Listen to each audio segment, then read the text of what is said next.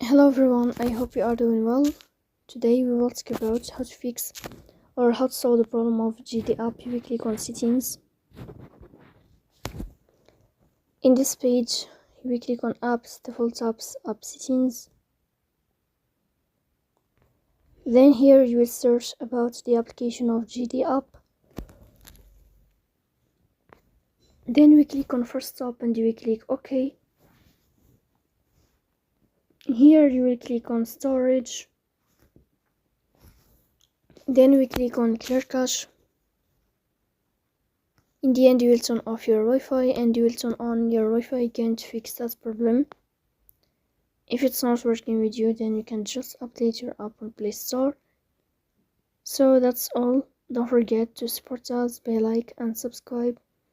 See you next time and thank you for your watching and your attention.